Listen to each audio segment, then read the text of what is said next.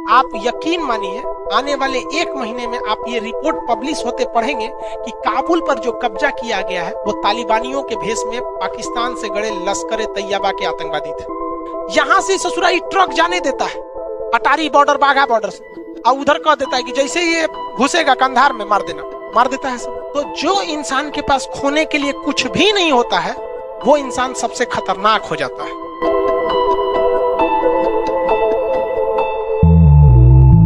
ये वाला देश कौन है भाई? अफगानिस्तान। अभी फिलहाल ये कौन देश है? अफगानिस्तान। अभी करंट इशू बना हुआ है कौन? अफगानिस्तान। तो अफगानिस्तान को पहले हम लोग देख लेते हैं, उसके बाद इन लोग को निपटाएंगे। अफगानिस्तान को जीतना इतना मुश्किल क्यों है जी? देखिए अफगानिस्तान में सबसे बड़ा चीज क्या है, वहां खोने के लिए उन लोगों के पास कुछ नहीं है। हम लोग के लिए है ना खोने के लिए कुछ। आप एक चीज देखिएगा, कुछ कुछ ऐसे लोग होते हैं ना जो मुख्यमंत्री को गरियाएंगे, प्रधानमंत्री को खड़े गरिया देंगे, तो इनको नहीं डरेंगे, खड़े गरिया देगा सब। अरे मोदी का कर लेंगे, नीतीश कुमार को बोल देगा। जानते हैं क्यों? क्योंकि उस बंदे के पास खोने के लिए कुछ भी नहीं, तो डरेगा कौन चीज के लिए? कोई इसका लुंगी लेके जाएगा? तो जो इंसान के पास खोने के लिए कुछ भी नहीं होता है वो इंसान सबसे खतरनाक हो जाता है।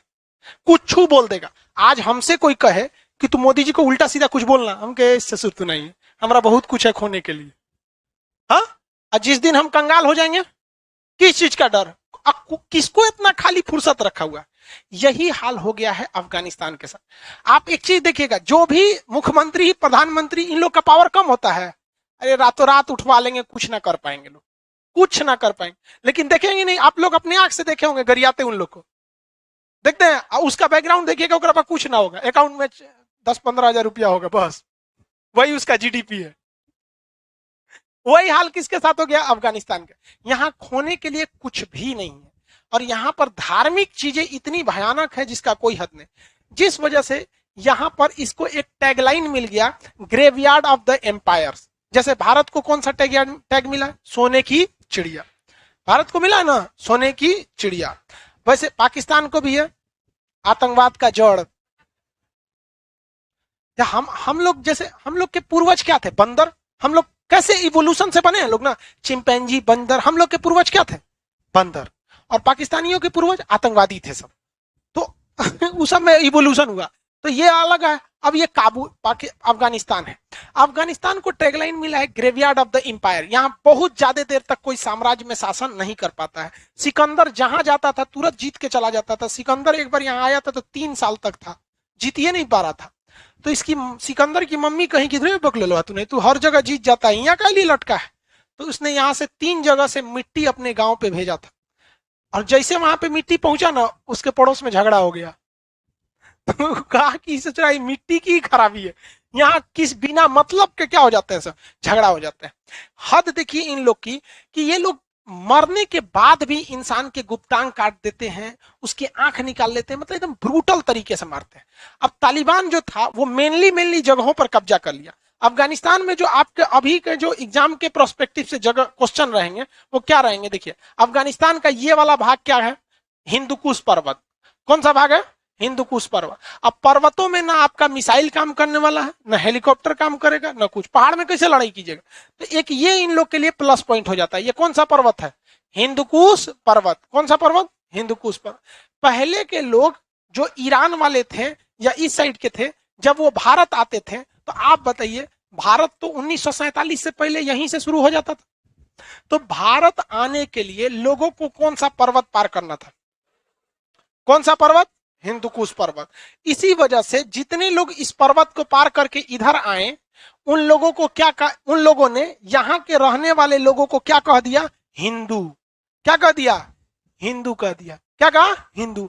जबकि हिंदू धर्म तो है नहीं। हिंदू क्या है? सनातन धर्म है। धर्म का नाम क्या है? सनातन। तो अफगानिस्तान में कौन सा पर्वत है? हिंदुकुश पर्वत। कौन सा पर्वत? हिंदुकुश। यहाँ किस चीज की सबसे ज्यादा खेती होती है? अफीम की। किस चीज की? अफीम। ज्यादा पैदावार यहाँ 2 चीज की, एक अफीम, एक आतंकवाद।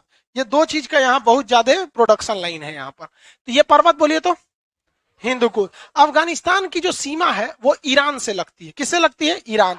ये वाला देश कौन सा है? ईरान। ये देश ईरान। ईरान से अफगानिस्तान के बीच में कैसे संबंध होंगे? बहुत खराब है। खराब नहीं, बहुत खराब। ये है सिया और ये है सब सुन्नी। अब ये जो इस एरिया में है, ये वाला जो एरिया है, यहाँ पर ईरान के जो लोग हैं, यहाँ के लोग, ये इससे प्रभावित होकर यहाँ के लोग सिया धर्म के हैं। तो जब तालिबान का राज आता है ना, तो क्या कहता है, मरोगे कि या फिर सुन्नी में बनोगे, या तो मार डालता है या तो सुन्नी बना डालता है। ईरान के राजदूत भी यहाँ थे सब 1998 में इस एरिया में। तो यहाँ पे भी एक मजार शरीफ है, तो राजदूतों को मार दिए थे सब अफगानिस्तान वाले। तो ईरान और अफगानिस्तान में संबंध क्या है, खराब है। ये वाला एरिया जो कहलाता है हेरात कहलाता है। क्या कहलाता है, हेरात। ये कौन जगह है, हेरात। व्यापारिक दृष्टिकोण से हेरात बहुत ही महत्वपूर्ण है। हेरात किससे बॉर्डर शेयर करता है, हेरात किससे बॉर्डर शेयर करता है, ईरान से। किसे, ईरान। जबकि पाकिस्तान से बॉर्डर शेयर करता है यहाँ पर उसका कंधार। कौन सा जगह, कंधार। ये जगह कौन सा है भाई, कंधार। किसी को कोई दिक्कत। अफगानिस्तान के दो बड़े शहर, अब देखिए शहर जो है वो डेवलप क्यों होते हैं, या तो फिर वो चौराहे पर हो, या किसी नदी के किनारे हो, या किसी दूसरे देश के पास बॉर्डर पे हो। तो व्यापार से क्या हो जाते हैं, डेवलप हो जाते हैं। ये राज्य, ये शहर बोलिए तो हेरात, आइए बोलिए तो कंधार। कौन सा है, कंधार। और ये इसकी राजधानी क्या है, काबुल। राजधानी काबुल किस पहाड़ी क्षेत्र पर है, हाँ, हिंदुकुश। किस पर्वत पर, हिंदू। अफगानिस्तान के ऊपरी भाग में एक नदी बहती है जिसका नाम है आमू दरिया नदी। कौन सी नदी, कौन नदी, आमू दरिया नदी। कौन नदी, आमू दरिया नदी। अगर अफगानिस्तान के बॉर्डर छोड़ के जाना चाहते हैं तो कौन सी नदी पार करनी पड़ेगी, आमू दरिया नदी। ये बहुत ही चौड़ी नदी है, जो भी इसको पार करने की कोशिश करता है ज्यादातर लोग डूब जाते हैं। ये आमू दरिया नदी। तो आप बताइए पहले के वक्त में क्या इस आमू दरिया नदी के थ्रू व्यापार हुआ होगा या नहीं हुआ होगा, कंफर्म हुआ होगा। आप अगर ध्यान देंगे तो जितने बड़े शहर देख रहे हैं वो सारे के सारे शहर किसी न किसी बड़ी नदी के किनारे हैं। चाहे पटना देखिए, भागलपुर, मुंगेर, लखनऊ, बनारस, कानपुर, दिल्ली, जितने बड़े शहर देख लीजिए आप, सब के सब या तो समुद्र के किनारे मिलेगा या तो नदी के किनारे मिलेगा। क्योंकि प्राचीन काल में पीने का पानी, सिंचाई के लिए पानी, व्यापार के लिए नाव, उस समय जहाज नहीं होते थे, नाव, ये सब के लिए क्या था, नदी था। तो क्या आमू दरिया के किनारे बड़ा शहर होगा या नहीं होगा। इसके उत्तरी भाग में एक बड़ा शहर है जिसका नाम है मजारे शरीफ। क्या नाम है, मजारे शरीफ। तो अफगानिस्तान के 4 राज्य आप समझ में आ सकता है। ये जो शहर है इसी के नाम से इसके राज्य भी रहते हैं। ये कौन सा हो गया, हेरात। कौन सा, हेरात। ये तालिबान का सबसे ज्यादा पकड़ कहां पर है, कंधार में है। कहां पर है, कंधार। तालिबान अपनी खुद की राजधानी किसे कहता है, तालिबान अपनी राजधानी किसे बोलता है, कंधार को। लेकिन इंटरनेशनल राजधानी क्या है, काबुल। इंटरनेशनल राजधानी काबुल। अब बात आती है कि हम लोग अफगानिस्तान से इतना लगाव क्यों रखते हैं, या इतने पैसे खर्च क्यों करते हैं, क्यों करते हैं भाई। देखिए अभी के वक्त में हम लोगों को सेंट्रल एशिया से व्यापार करना है। किससे व्यापार करना है, सेंट्रल एशिया से। इन लोगों के पास सबसे बड़े मात्रा में खनिज संपदा है। खनिज का मतलब पेट्रोल है, डीजल है, गैस है, कोयला है, तांबा है, सोना, यूरेनियम, हीरा। मतलब हम लोगों की जरूरतों को पूरा करने के लिए यहाँ पर पर्याप्त मात्रा में क्या चीज है, संसाधन अवेलेबल है। इनको लाने के लिए भारत में आपको अफगानिस्तान पार करना ही पड़ेगा। तो पाकिस्तान, अब आप कहेंगे सर अफगानिस्तान पार करना पड़ेगा तो पाकिस्तान को भी तो पार करना पड़ेगा। हमारे लिए तो खतरनाक कौन है, पाकिस्तान है। हमारे लिए क्या है, पाकिस्तान है। लेकिन बात समझिए, हम आपको क्या बताएं, सबसे खतरनाक इंसान वो है जिसके पास खोने के लिए कुछ नहीं। पाकिस्तान के लिए पास खोने के लिए बहुत कुछ है। इमरान खान है, उनकी 3-3 पत्नियां हैं एयरफोर्स है, नेवी है, फैक्ट्रीज है, सब चीज है। पाकिस्तान के पास खोने के लिए बहुत कुछ है, लेकिन अफगानिस्तान के पास खोने के लिए कुछ नहीं। तो भारत जो है पाकिस्तान पर बैन लगवा देता है FATA के through. FATA financial task force होती है, वो उसके थ्रू बैन लगा देता है पाकिस्तान के ऊपर। तरह तरह की पाबंदियां पाकिस्तान पे लगा दी जाती है, उसको व्यापार करने से रोक दिया जाता है अगर वो डायरेक्टली आतंकवाद को बढ़ाता है तो। लेकिन उस ससुरे में वो कहानी ये है कि उसे हर हाल में भारत से टांग लड़ाना है, चाहे वो उसके औकात के बाहर की रहे तब। इसलिए वो सारा का सारा गेम किस पर खेल जाता है, अफगानिस्तान से। कहता है कि हमारे पास से कोई दिक्कत नहीं, आपको जो ट्रक ले जाना है ले जाइए ना यहाँ पे, बाकी उधर आप समझ जाइएगा। अब वहां पे भी आतंकवादियों को भेज देता है। आप यकीन मानिए आने वाले 1 महीने में आप ये रिपोर्ट पब्लिश होते पढ़ेंगे कि काबुल पर जो कब्जा किया गया है वो तालिबानियों के भेष में पाकिस्तान से गड़े लश्कर तैयबा के आतंकवादी थे।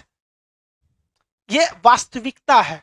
15,000 आतंकवादी गए थे, वेल ट्रेंड गए थे वहां पर, वरना इस तरह से कोई किसी पर कब्जा नहीं कर लेता है रातों रात। यहां पर अभी ना लड़े हुए, वहां पर पूरा वेल ट्रेंड गए थे। अब भारत के लिए समस्या क्या है कि जितने भी आतंकवादी थे जो पहले पाकिस्तान में ट्रेनिंग लेते थे, तो भारत कहता था कि देखिए ये ट्रेनिंग ले रहा है, इससे व्यापार मत करिए, इसको लोन मत दीजिए। तो पाकिस्तान का तो हालत खराब है, वर्ल्ड बैंक में लोन लेने जाता था तो वर्ल्ड बैंक का नियम है कि अगल बगल के पड़ोस से पूछता है, गलत गलत काम नहीं ना करता है, तो इसका पड़ोसी कौन है? भारत। कहता है हमारा सुबह से शाम तक ससुरा खाली बॉम्बे बनाता है, मत दीजिए लोन। तो वर्ल्ड बैंक उसको लोन नहीं देती है, चल जाता है एशियन डेवलपमेंट बैंक मनीला के पास, तो उसका भी सेम कंडीशन, पड़ोस से पूछेगा कोनो दिक्कत होता है इससे, पैसा चुका देगा कि नहीं? कहा देखिए एकरा से दिन रात दिक्कत है और पैसा तो ही चुकाने वाला नहीं, इसको लोने नहीं मिलता है। तो मजबूरी में वो भारत के सामने टेबल पर बैठता है और वर्ल्ड बैंक कहता है कि भाई दोनों लोग आपसी मामला सुलझा लो।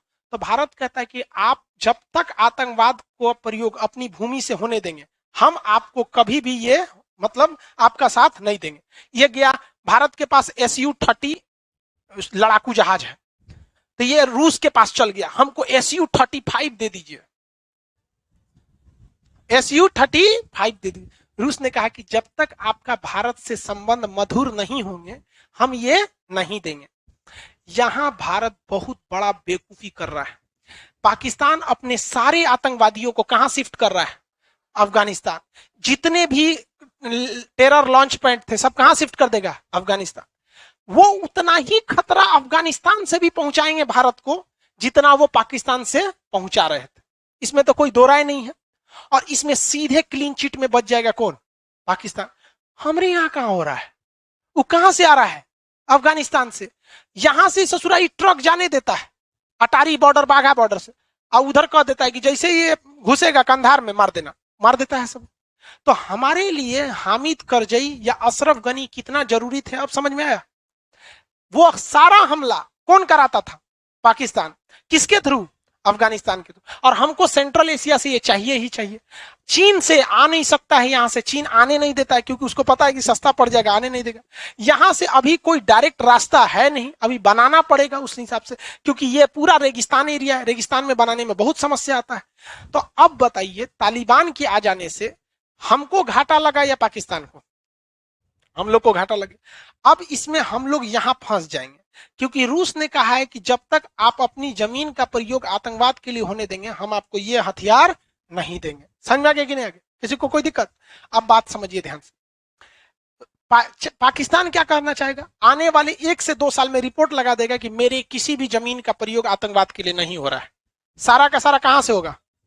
अफगानिस्तान। और अफगानिस्तान कहता है प्रतिबंध मैंने कौन सी होता है, हमारे पास कौन सी होकर करता है कि तू हमको प्रतिबंध लगाएगा? यही ना कहेगा कि लोन नहीं चाहिए, वैसे भी हमको कोई नहीं देता है। यही ना कहोगे कि हमसे व्यापार नहीं करोगे। हमारे यहाँ होता कौन सी? खैनी होता है खाने के लिए, नहीं तो अफीम होता है। वो तो तुम बैन लगाओ चाहे नहीं लगाओ, वो तो बिकना ही है। तो इसके पास ऐसा कुछ नहीं होता है। तो हम लोग फंस रहे हैं किसके जाल में?